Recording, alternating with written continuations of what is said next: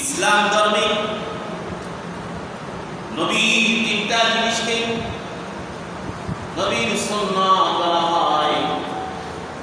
ইসলাম ধর্মে নবীর তিন জিনিসকে নবীর সুন্নাত বলা হয়। কি বলেছি বুঝেছেন?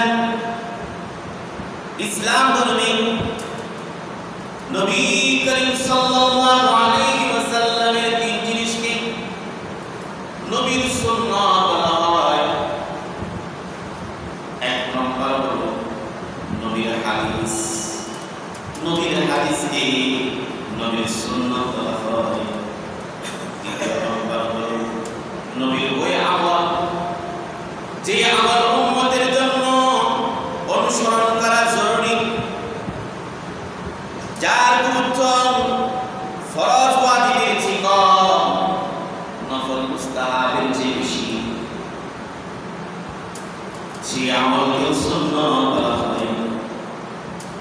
তৃতীয় নম্বর হলো নবীর শিক্ষা দেওয়ার পদ্ধতি, যাকে তরিকা বলা হয়। নবীর শিক্ষা দেওয়ার পদ্ধতিকে তরিকা বলা হয়, যাকে সুন্নাত বলা হয়। সুন্নাত, নবীর সুন্নাত কথার অর্থ তিনটি। নবীর সুন্নাত কথার অর্থ হলো তিনটি: হাদিস, আমল, তরিকা। নবীর সুন্নাত কথার অর্থ তিনটি: হাদিস, আমল, তরিকা। ইসলাম ধর্মে নবীর তিনটা জিনিসকে নবীর সুন্নাত বলা হয়। এক নম্বর নবীর হাদিস, দ্বিতীয় নম্বর নবীর ওই আমল যা উম্মতের জন্য অনুসরণ করা জরুরি, যার গুরুত্ব ফরজ ওয়াজিবের চেয়ে কম, নফল মুস্তাহাবের চেয়ে বেশি। তৃতীয় নম্বর সুন্নাত। তৃতীয় নম্বর শিক্ষা দেওয়ার পদ্ধতিকে তরিকা বলা হয়, যেটা 3 নম্বর সুন্নতের সিরিয়ালে। তাহলে নবীর সুন্নতের কথার অর্থ হলো তিনটি। নবীর সুন্নতের কথার অর্থ হলো তিনটি: এক নম্বর হলো হাদিস, দ্বিতীয় নম্বর হলো আমল, তৃতীয় নম্বর হলো তরিকা। বলতে পারবেন? নবীর সুন্নাত কথার অর্থ তিনটি। কয়টি? বলেন তো। নবীর সুন্নাত কথার অর্থ তিনটি। এক নম্বর কি? হাদিস, দ্বিতীয় নম্বর আমল, তৃতীয় নম্বর তরিকা। হাদিস, আমল, তরিকা। বলুন হাদিস, আমল, তরিকা। বলেন হাদিস, আমল, তরিকা। মুখস্থ করতে হবে। হাদিস, আমল, তরিকা। হাদিস, আল্লাহর নবী বিশ্বনবী সরকারে দু আলম বলেন, তারাকতু ফীকুম আমরাইন লান তাদিল্লু মা তামাসসাকতুম বিহিমা কিতাবাল্লাহি ওয়া সুন্নাত রাসূল।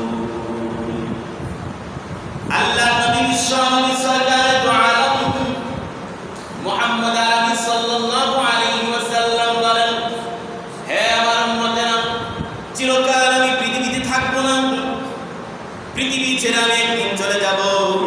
তবে তোমাদের মাঝে আমি দুইটা জিনিস রেখে যাচ্ছি। এই দুইটা জিনিসকে যদি তোমরা আঁকড়ে মজবুতির সহিত ধরো, তাহলে তোমরা জান্নাতের পথের যাত্রী হয়ে যাইবা, জান্নাতের পথের পথিক হইবা, তোমাদের চিরস্থায়ী ঠিকানা হবে জান্নাত।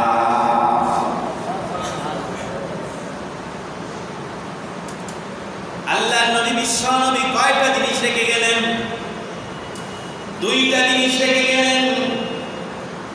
প্রথম কথা কুরআন, কিতাবুল্লাহ, কিতাবুল্লাহ, আল্লাহর কুরআন। দ্বিতীয় নম্বর হলো নবীর সুন্নাত। আল্লাহর নবী এখানে সুন্নতকে হাদিস অর্থে ব্যবহার করেছেন। আল্লাহর নবী বিশ্বনবী সরকার দু আলম এখানে সুন্নাত কথাটা হাদিস অর্থে আল্লাহর নবী ব্যবহার করেছে। তাহলে আমাদের মাঝে রাসূল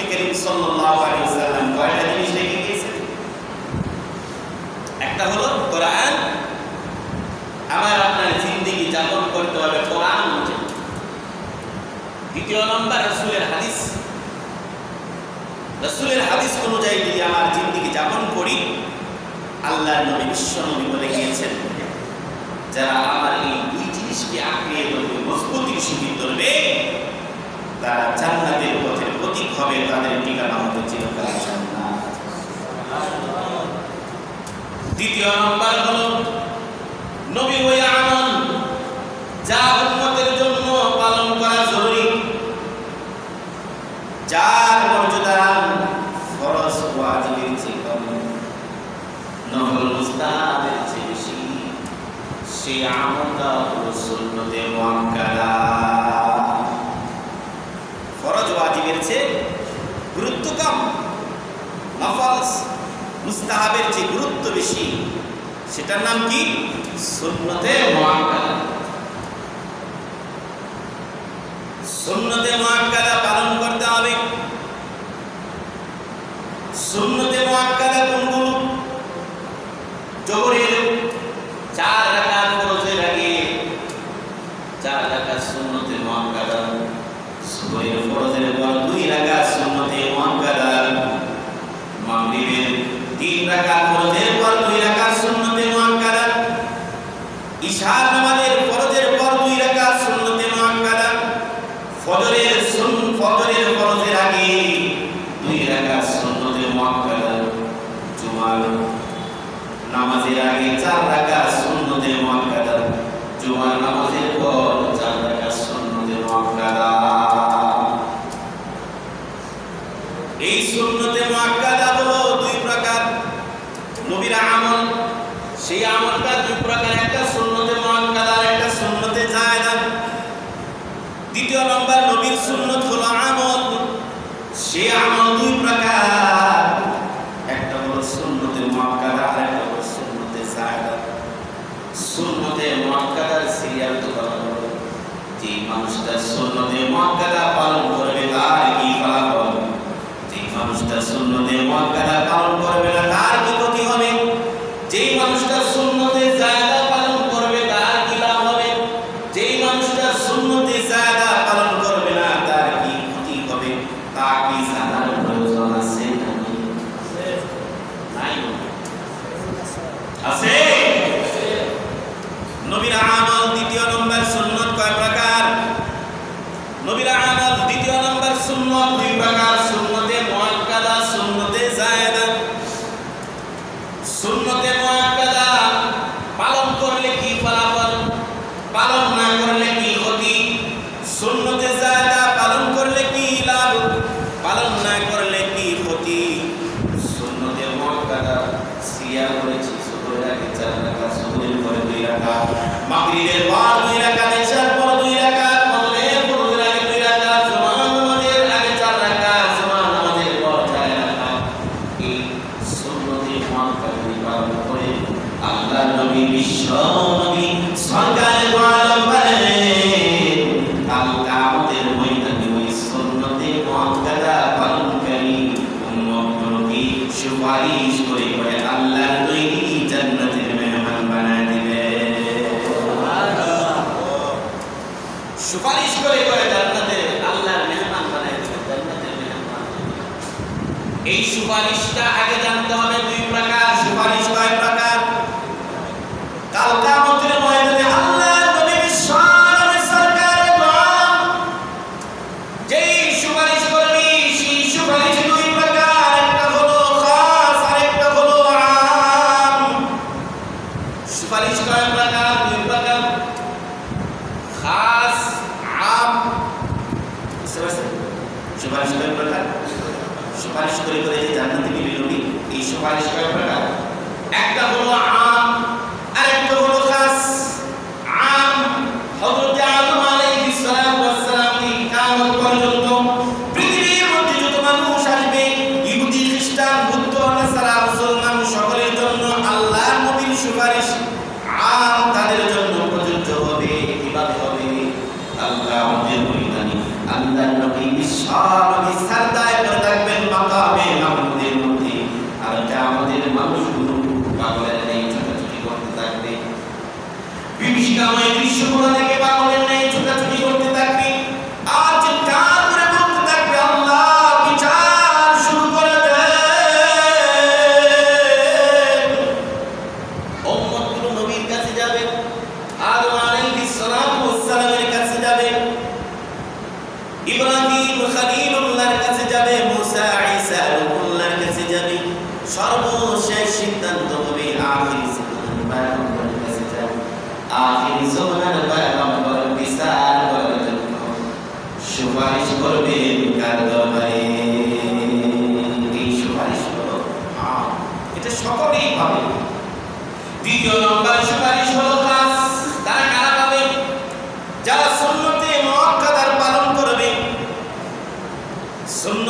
মর্যাদা যারা পালন করবে তারাই নবীর খাস সুপারিশের ভাগীদার হবে। আল্লাহর নবী সাল্লাল্লাহু আলাইহি ওয়াসাল্লাম মান হাফিজা 12 রাকাতান বানাল্লাহু লাহু বাইতান ফিল জান্নাহ।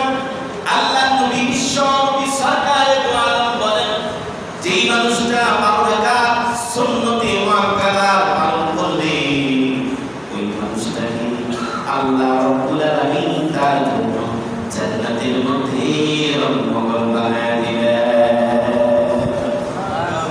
তাহলে সুন্নতে মুআক্কাদা পালন করার কারণে কি পাওয়া যাবে? নবীর সুপারিশ। সুন্নতে মুআক্কাদা কোনগুলো? আবার বলি, জোহরের আগে 4 রাকাত, জোহরের পরে 2 রাকাত, মাগরিবের পর 3 রাকাত, ইশার পর 2 রাকাত, ফজরের ফরজের আগে 2 রাকাত, জুমার আগে 4 রাকাত, জুমার পর 4 রাকাত। এই সুন্নতে মুআক্কাদা যদি পালন করেন তাহলে কি লাভ হবে? বলো জোরে একটু শুনতে চাই। কি হবে? আল্লাহর নবীর সুপারিশ পাবে। সুন্নতে মুআক্কাদা আমল করলে আল্লাহর নবীর সুপারিশ পাওয়া যাবে। যারা সুন্নতে মুআক্কাদা কোন পালন করে না, গুরুত্ব দেয় না, তারা কি নবীর সুপারিশ পাবে? বলে না। তাহলে আমলটা 2 প্রকার, সুন্নতে মুআক্কাদা, সুন্নতে যায়েদা। সুন্নতে যায়েদা আসরের 4 রাকাত সুন্নত আর সুবহের 4 রাকাত সুন্নত। 2 সুন্নত কি এক? বুঝেন নাই? জোহরের 4 রাকাত সুন্নত, আসরের 4 রাকাত সুন্নত কি এক? এক নয়, ভিন্ন। সুন্নতে যায়েদা যদি আমি আপনি পালন করি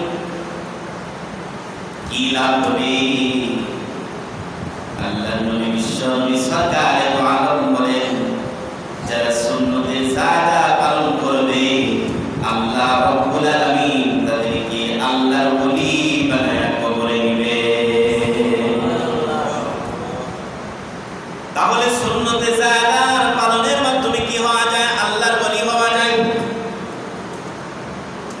সমাজের মধ্যে অনেক ওলি আছে, অনেক ভক্ত নামক ওলি আছে, না আছে না? ফরজ ওয়াজিবের কোনো খবর নাই, নফল নিয়ে দৌড়াদৌড়ি করে জিকির আজকার করে করে না করে না। শুধু যদি নফল নিয়ে টানা করে আল্লাহর ওলি হওয়া যাবে।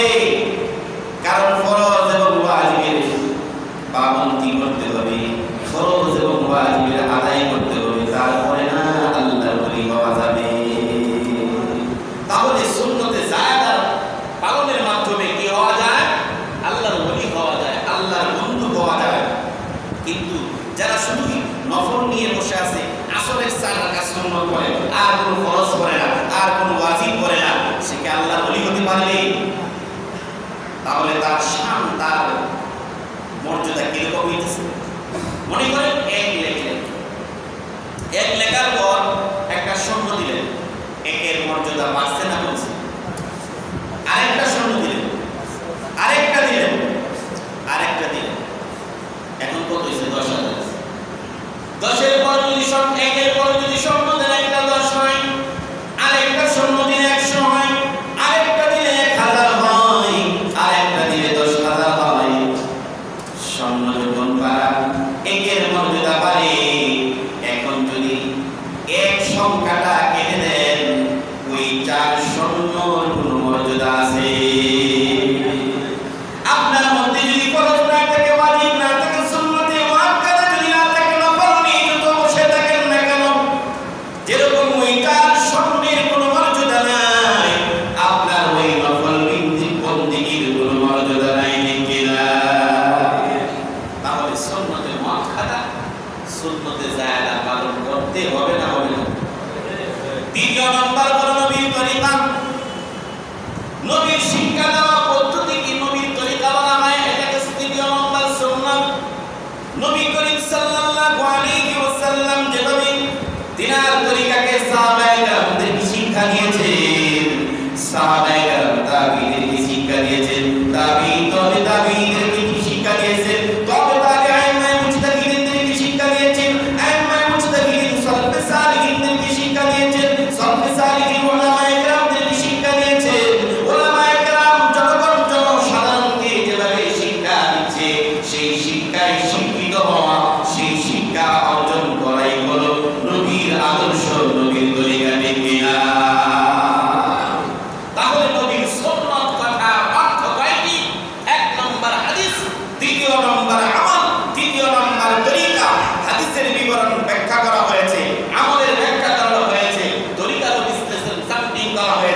এই তিন জিনিস যদি আমার মধ্যে থাকে তাহলে আমি হইলাম আহলে সুন্নাত ওয়াল জামাত।